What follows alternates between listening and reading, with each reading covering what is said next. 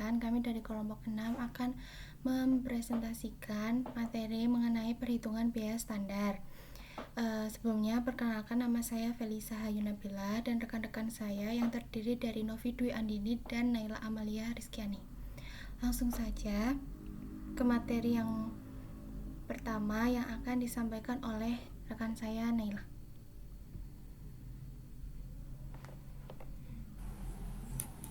Baik, untuk materi pertama, di sini kita akan membahas mengenai biaya standar.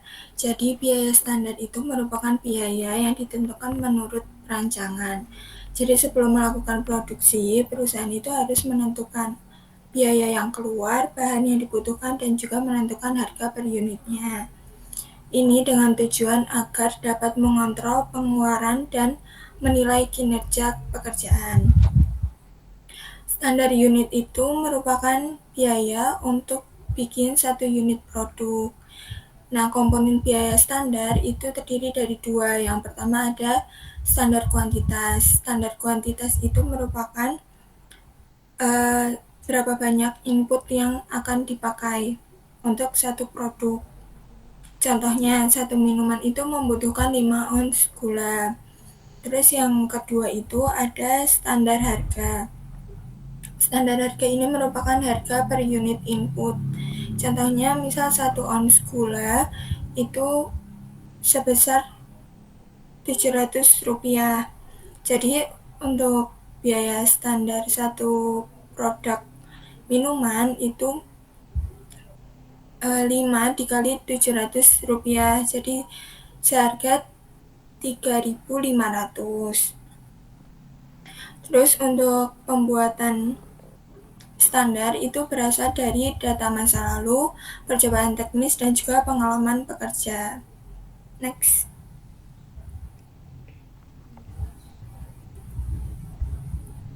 Di sini ada beberapa alasan biaya standar itu harus diterapkan. Yang pertama, karena berguna dalam perencanaan dan juga pengendalian. Jadi dengan membuat perbandingan antara biaya aktual dengan biaya yang direncanakan, itu dapat mengetahui apakah biaya tersebut lebih mahal atau lebih murah, maksudnya menguntungkan atau merugikan. Itu. Terus yang kedua ada mempermudah menghitung HPP. Jadi semua biaya seperti bahan baku, tenaga kerja langsung, dan overhead itu menggunakan standar sehingga lebih cepat dan konsisten dibandingkan memakai biaya aktual. Next.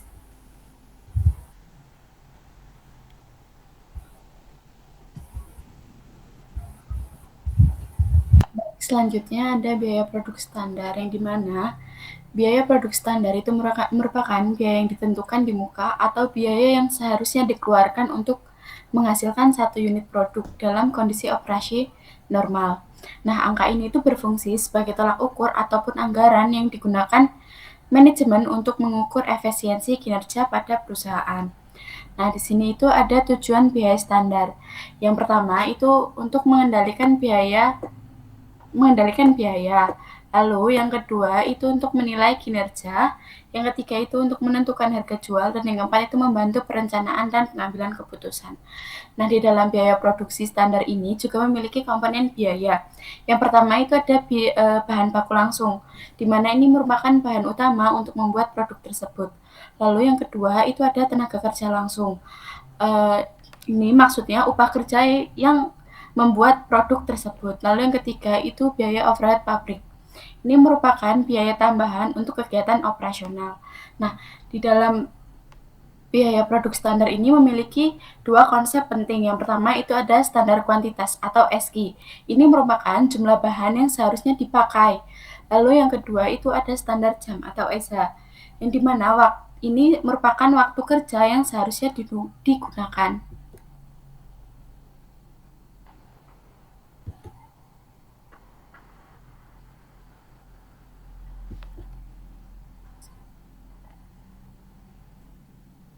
Oke, selanjutnya kita lihat contoh pada tampilan 9 strip 2 pada halaman 498. Kita lihat pada data-data di halaman 498. Di situ ada bahan baku langsung, tenaga kerja langsung, dan overhead, di mana bahan baku langsung merupakan biaya fisik yang menempel pada produk. Nah, pada contoh ini itu total pada bahan baku langsung itu sebesar 0,223. Lalu yang kedua itu ada tenaga kerja yang dimana merupakan upah pekerja yang dihitung berdasarkan jam kerja per satu bungkusnya. Nah, pada contoh ini total subtotal tenaga kerjanya itu sebesar 0,057. Lalu yang ketiga itu ada biaya overhead, di mana biaya ini merupakan biaya pabrik selain bahan dan tenaga kerja yang dibebankan berdasarkan dengan total jam kerjanya. Nah, jadi pada overhead ini itu sebesar 0,280. Jadi total biaya standar unit pada kasus tampilan 9 strip 2 ini sebesar 0,560. Nah, di sini uh, ada seorang manajer yang seharusnya itu dapat menghitung kuantitas standar bahan baku yang diizinkan atau SI dan jam standar yang diizinkan atau SH. Nah, di sini kita menghitung analisis tambahan SI dan SH, di mana pada kasus ini,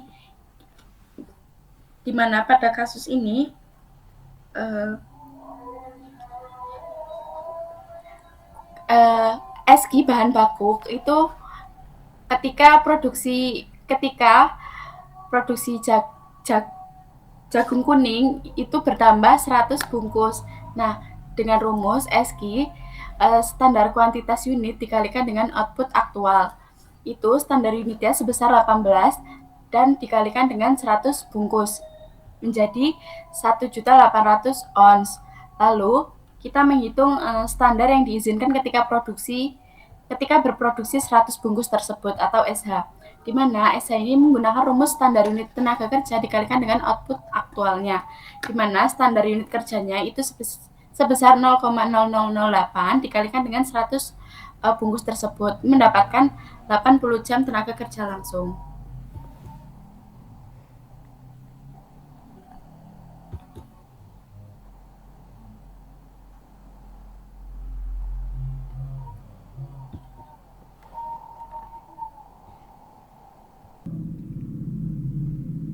Yang selanjutnya itu ada analisis variansi deskripsi umum. Nah, variansi deskripsi umum ini itu maksudnya metode dalam akuntansi manajemen untuk membandingkan biaya atau hasil aktual dengan yang sudah direncanakan. Nah, di sini itu ada rumus untuk total variansi. Nah, di total variansi ini itu ada dua jenis, yaitu variansi harga dan variansi penggunaan. Nah, untuk mencari total variansi, kita bisa menjumlahkan antara variansi harga dengan variansi penggunaan, yang mana rumusnya bisa ditulis sebagai AP dikurangi SP atau actual price atau harga aktual dikurangi standar price atau harga standar dikalikan aktual quantity atau kuantitas aktual ditambahkan aktual quantity dikurangi standar quantity dikalikan standar price atau harga standarnya. Nah, itu bisa dilihat di PPT untuk mencari total variansinya menggunakan rumus tersebut.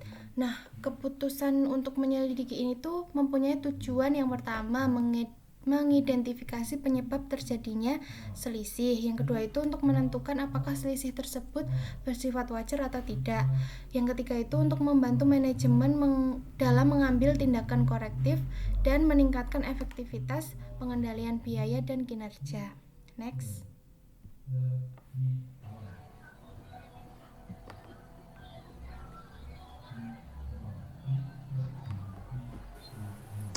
Yang selanjutnya ada analisis variansi. Jadi variansi itu merupakan selisih antara biaya standar dengan biaya aktual. Yaitu tujuan dari analisis variansi ini untuk mencari tahu kenapa biaya itu bisa beda dan apakah karena harga atau pemakaiannya. Jadi analisis variansi yang pertama itu ada bahan baku langsung. Ini terdiri dari dua variansi. Yang pertama ada variansi harga. Variansi harga atau MPV itu untuk mengukur perbedaan antara biaya yang harus dibayar untuk bahan baku dan berapa biaya yang secara aktual dibayarkan. Rumusnya itu ada MPV sama dengan harga aktual dikurangi harga standar dikali jumlah bahan yang dipakai. Sedangkan yang kedua ada variansi penggunaan atau MUV. Ini untuk mengetahui apakah bahan baku yang dipakai itu boros atau hemat dibandingkan dengan biaya standarnya. Rumusnya itu ada jumlah bahan yang dipakai dikurangi dengan jumlah bahan yang seharusnya dikali harga standar per unit. Next.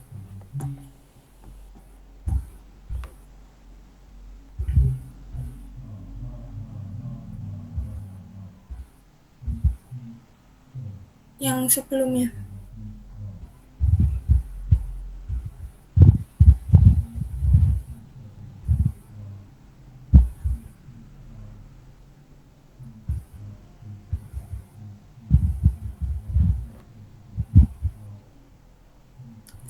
Sebelumnya lagi. Di sini ada contoh analisis variansi.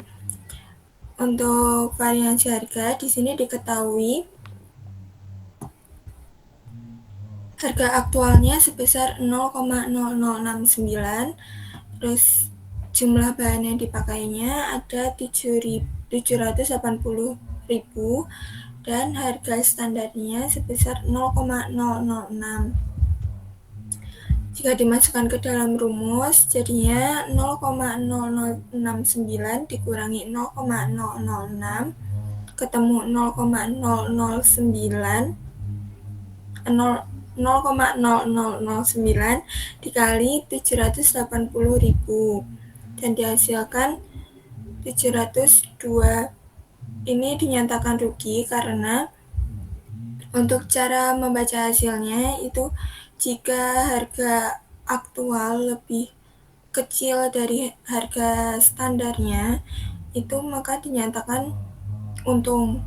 Tapi sebaliknya jika harga aktualnya lebih besar dari harga standarnya maka dinyatakan rugi karena di contoh soal ini harga aktualnya lebih besar dari harga standarnya maka dinyatakan rugi. Dan untuk menghitung persentasenya dengan rumus MPV-nya dibagi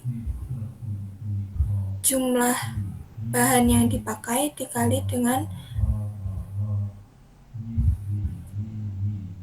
harga standarnya, itu ketemu 4.680. Jadi 702 dibagi dengan 4.680 ketemunya 15%. Terus untuk contoh yang variansi penggunaan, ini diketahui ada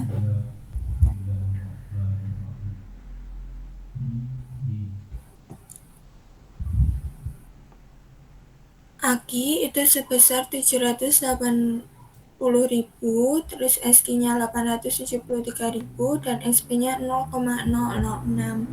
Dimasukkan ke dalam rumus, jadinya 780.000 dikurangi 873 ketemu minus 93.000 dikalikan dengan SP-nya yaitu 0,006 dihasilkan sebesar 558 dan dinyatakan untung karena cara baca hasilnya itu jika kuantitas aktualnya lebih besar dari kualitas standarnya, lebih besar dari kualitas standarnya itu dinyatakan rugi, dan jika kuantitas aktualnya lebih kecil dari kuantitas standarnya dinyatakan untung. Terus untuk persentasenya rumusnya itu MUV dibagi dengan SQ kali SP. MUV-nya sebesar 558 dan SQ dikali SP-nya ketemu 5.238. Jadi hasil persentasenya sebesar 10,7%. Next.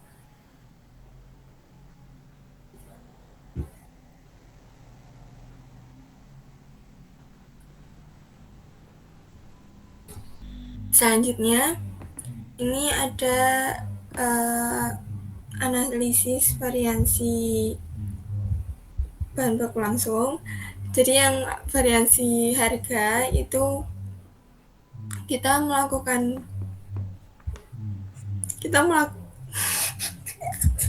ini ada variasi bahan baku langsung.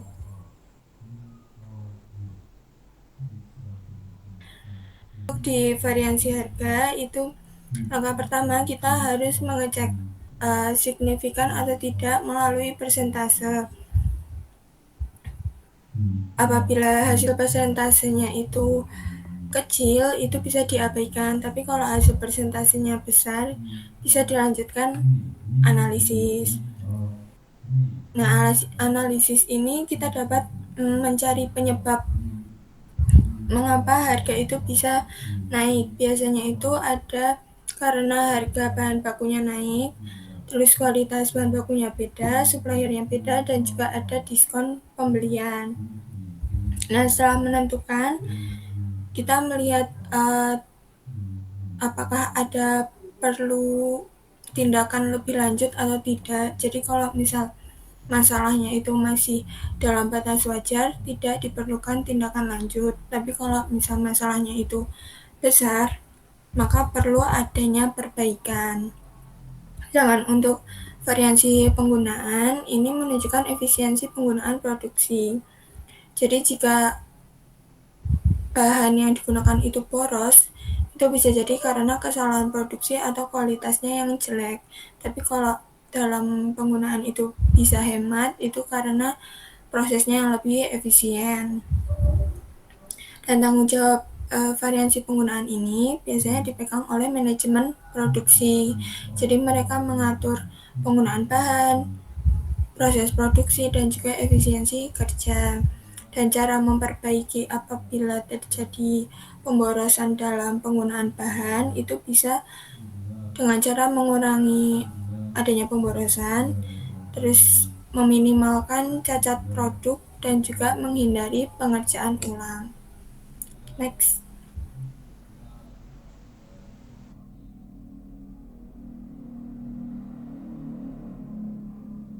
Ada analisis variasi tenaga kerja yang dimana analisis ini merupakan selisih atau perbedaan antara biaya tenaga kerja aktual yang dikeluarkan dengan biaya tenaga kerja standar yang telah dianggarkan oleh perusahaan.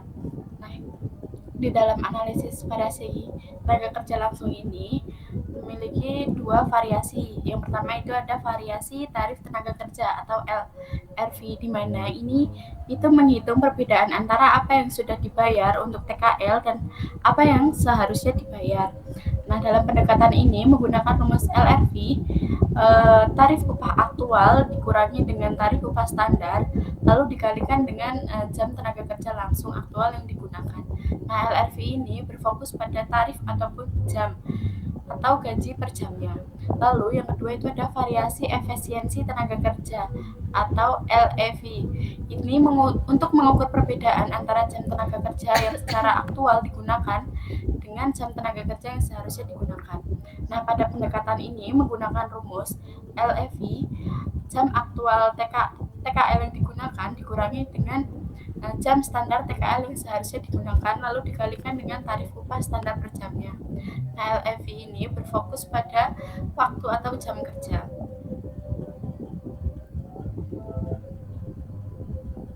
Lalu kita ambil contoh analisis variasi TKL. Yang pertama itu ada contoh variasi tenaga kerja. Diketahui AH itu sebesar 360 jam, lalu AR-nya itu 7,35 dan SR-nya 7,00. Kita masukkan pada rumus LRV yang dimana AR dikurangi dengan SR lalu dikalikan dengan AH, dimana AR-nya itu 7,35 dikurangi dengan SR 7,00 lalu dikalikan dengan 360. itu mendapatkan 0,35 dikalikan dengan 360 mendapatkan 126 U atau U. Itu tidak menguntungkan karena maksudnya itu tidak menguntungkan karena tarif aktual itu lebih tinggi dari standar. Nah, untuk mencari persentase dari SR dikalikan dengan AH itu 126 dibagi dengan 2,520 mendapatkan persentase sebesar 5%. Lalu yang kedua itu ada variasi efisiensi tenaga kerja. Itu diketahui pada kasus ini AH sebesar 360 jam, lalu SH-nya sebesar 339,5 dan SR-nya sebesar 7. Nah, lalu kita masukkan pada rumus pendekatan. LEV itu AH dikurangi dengan SH lalu dikalikan dengan SR, yang dimana AH-nya 360 dikurangi dengan 339,5 lalu dikalikan dengan 7. Itu mendapatkan 20,5 dikali dengan 7 hasilnya 143,50. Itu artinya tidak menguntungkan karena jam aktual itu lebih banyak dari standar atau tidak efisien. Nah, untuk mencari persentase dari SH dikalikan dengan SR itu 143 dibagi dengan 2,37650 mendapatkan persentase sebesar 6%. Lalu tanggung jawab dan analisis pada variasi tenaga kerja. Nah, di mana meskipun variasi ini itu muncul di dalam laporan akuntansi, tanggung jawab tidak selalu bisa dibebankan kepada satu manajer. Banyak faktor seperti kondisi pasar dan baruan senioritas yang bersifat given atau di luar kendali langsung manajemen harian. Nah, penyebab variasi 5% ini sudah ditemukan, itu merupakan penggunaan para operator mesin yang digaji lebih tinggi dari ahli sebagai pengawas karena 2 pengawas itu keluar tanpa pemberitahuan resmi. Lalu yang kedua itu ada tanggung jawab dan analisis variasi efisiensi tenaga kerja atau LEV. Nah, di sini itu variasi efisiensi tenaga kerja itu menunjukkan bahwa efektivitas jam kerja itu tidak hanya menjadi beban manajer produksi saja, namun juga dipengaruhi oleh departemen lain seperti bagian pemeliharaan mesin ataupun SDM. Nah, jadi tekanan yang terlalu berat pada efisiensi ini berisiko memicu perilaku yang menyimpang, di mana manajer ini itu mungkin sengaja meloloskan produk yang cacat demi untuk menjaga laporan waktu tetap terlihat bagus. Oleh karena itu, variasi ini juga tidak menguntungkan. Variasi yang tidak menguntungkan ini harus dianalisis secara mendalam untuk menemukan akar masalahnya, seperti kurangnya pengawasan ataupun keahlian, sehingga tindakan korektif yang diambil ini tepat sasaran, misalnya melalui perekrutan ataupun pelatihan ulang. Nah, lalu selanjutnya ada jumlah LRV dan LEV, di mana ini merupakan total tenaga kerja yang tidak menguntungkan. Itu sebesar 269,50. Itu dari 126,00 ditambah dengan 143,50.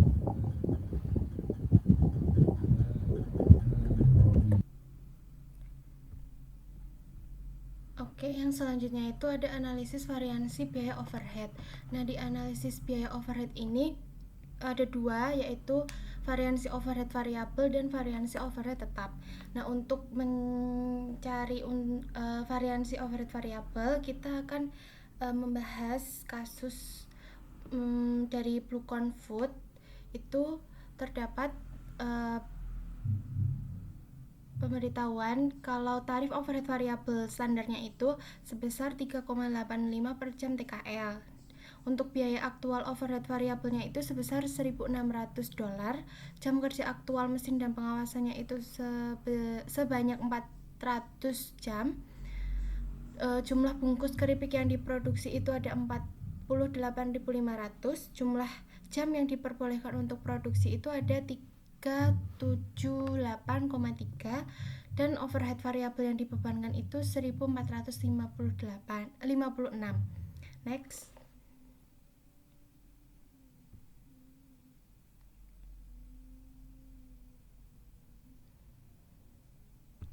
Untuk perhitungannya ada 3. Yang pertama itu menghitung total variansi overhead variabelnya. Nah, itu bisa didapat dari pemberitahuan tadi, informasinya 1600 dikurangi 1456 mendapatkan 144. Untuk variansi pengeluaran overheadnya itu ada rumusnya AVOR dikalikan AH dikurangi SVOR dikalikan AH.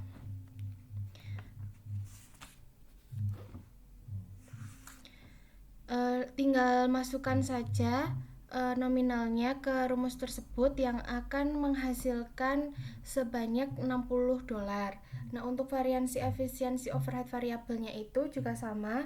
Itu ada rumusnya AH dikurangi SH dikalikan SVOR-nya.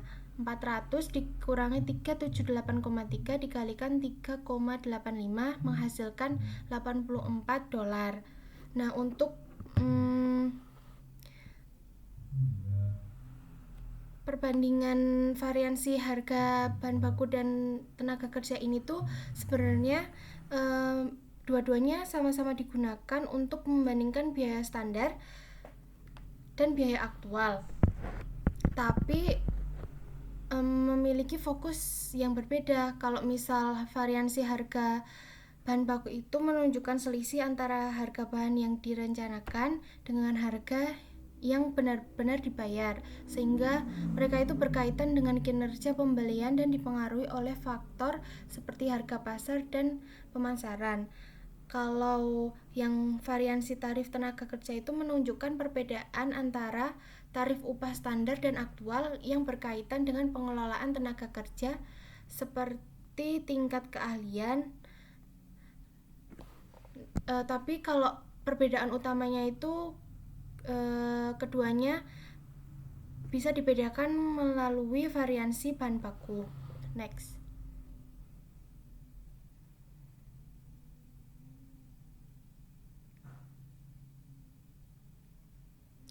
Ya, yang kedua ini ada variansi overhead tetap. Jadi ini masih menggunakan kasus tadi seperti yang blue corn fruit itu, tapi di sini informasinya berbeda. Ada dua informasi, yaitu hal yang dianggarkan dan hasil aktualnya. Nah, di sini ada hal yang dianggarkan atau direncanakan itu ada 3 informasi, yaitu ada overhead tetap yang dianggarkan sebesar 749.970, terus ada aktivitas overheadnya itu sebanyak 23.400 jam TKL, dan tarif standar overhead tetapnya itu sebesar $32,5.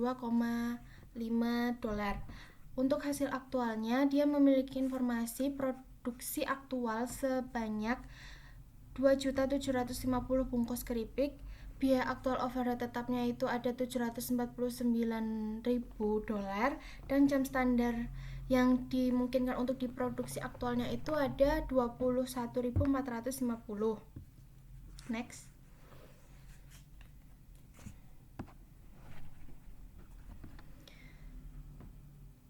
Nah, untuk menghitungnya itu tadi kan ada 2 informasi.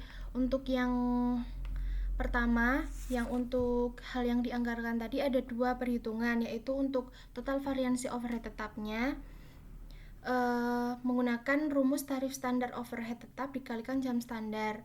Tadi tinggal dimasukkan aja nominalnya dari informasi yang telah disebutkan, itu sebesar 32,5 dikalikan 21.450. Nah, itu menghasilkan 687.473. Nah, untuk total variansi overhead tetapnya dia dari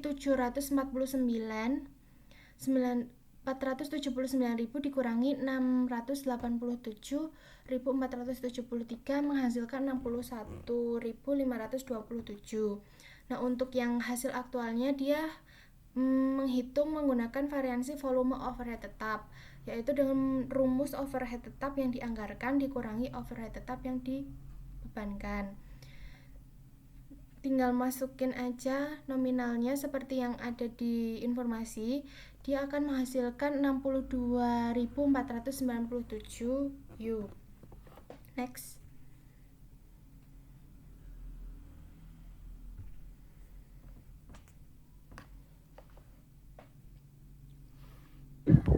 Oke, baik, selanjutnya ada lampiran akuntansi variasi, di mana ini ada ayat jurnal variasi bahan baku langsung.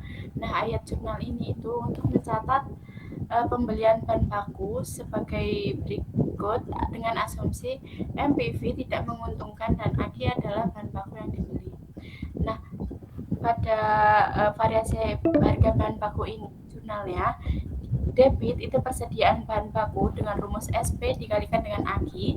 Lalu ada variasi harga bahan baku itu di debit dengan rumus AP dikurangi dengan SP lalu dikalikan dengan AG. Lalu kreditnya itu ada utang dagang itu menggunakan rumus AP dikalikan dengan AG. Oke.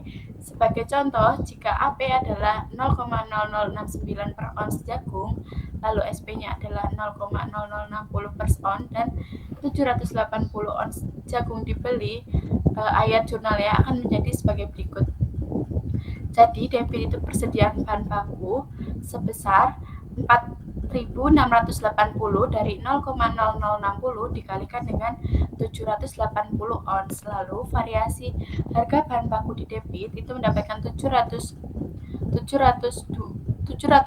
itu dari 0,0069 dikurangi dengan 0,0069 lalu dikalikan dengan 780 itu mendapatkan 702. Lalu utang dagangnya dikredit sebesar 5.382 dari 0,069 dikalikan dengan 780 mendapatkan 5,382. Lalu ada ayat jurnal variasi penggunaan bahan baku, di mana ayat jurnal ini mencatat bahan baku yang dikeluarkan dan digunakan dengan asumsi MOV menguntungkan.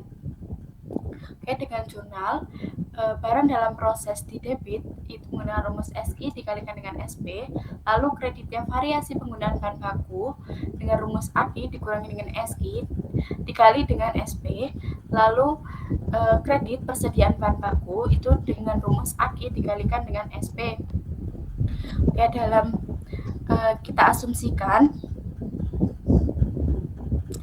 jika AG adalah 780 ons jagung, SG-nya adalah 873 ons, dan SP-nya adalah 0,006, maka ayat jurnalnya akan menjadi barang dalam proses di debit sebesar 5.238 dari 873 dikalikan dengan 0,006, lalu kreditnya ada variasi penggunaan bahan baku itu sebesar 558 dari 780 dikurangi dengan 873 lalu dikalikan dengan 0,006. Lalu ada persediaan bahan baku di kredit itu sebesar 4.680 dari 780 dikalikan dengan 0,006.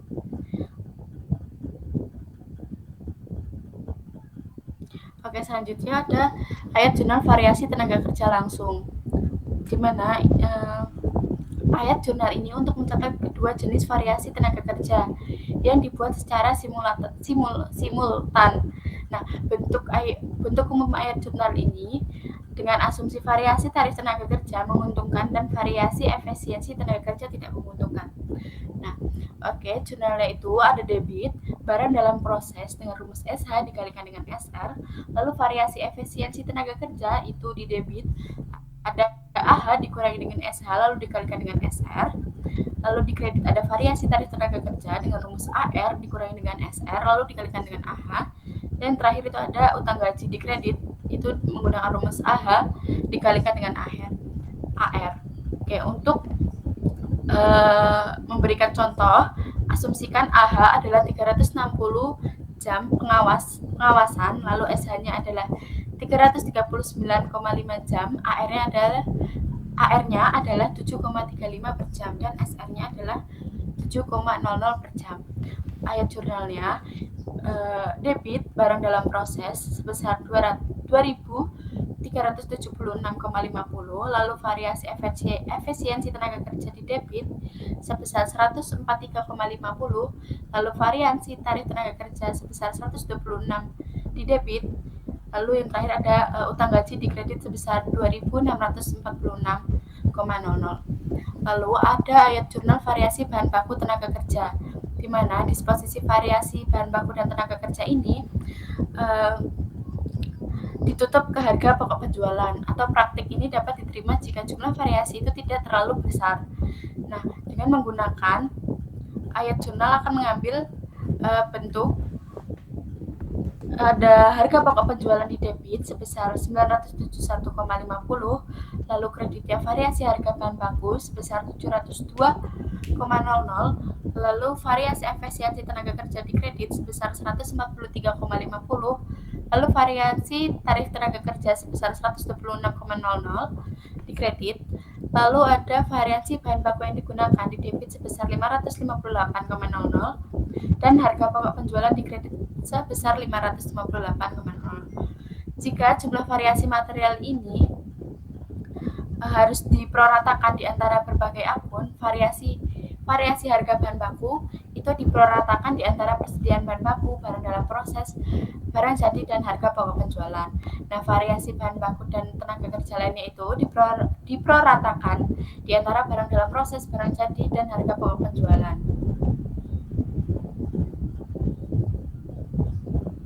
Lalu selanjutnya ada pencatatan variasi overhead, di mana pencatatan variasi overhead ini dilakukan dengan membandingkan overhead yang dibebankan berdasarkan dengan standar dengan overhead aktual yang terjadi di lapangan. Nah, secara periodik, laporan kinerja ini disusun untuk memantau selisih ini. Namun, penyelesaian akhirnya itu dilakukan pada akhir tahun dengan menutup akun pengendalian. Jika jumlah variasinya kecil, maka langsung ditutup ke harga pokok penjualan.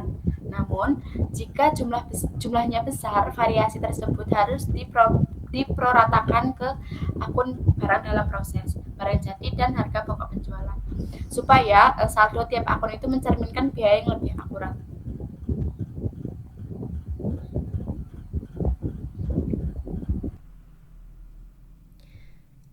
Sekian pemaparan materi dari kelompok 6.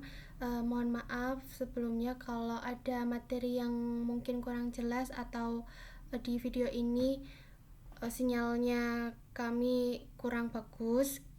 Teman-teman bisa menanyakan nanti waktu kita kelas di hari Selasa. Kurang lebihnya kami mohon maaf. Kami akhiri. Wassalamualaikum warahmatullahi wabarakatuh.